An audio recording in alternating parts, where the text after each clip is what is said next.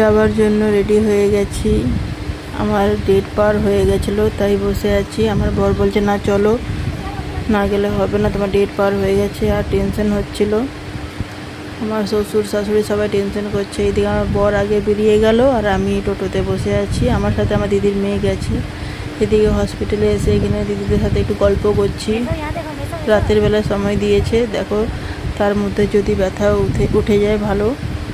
এদিকে ব্যথা তো ওঠেনি, তাই জন্য মাসে চুল বেঁধে দিচ্ছে, সিজার হবে।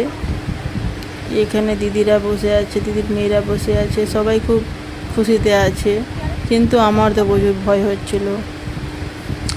এইদিকে আমার বর দাঁড়িয়ে আছে, দেখো খুব টেনশন করছে। সত্যি খুব খুশির কথা। আর এদিকে আমার মুখ তো দেখতেই পাচ্ছ, আমার মুখটা এত ভয় করছিল।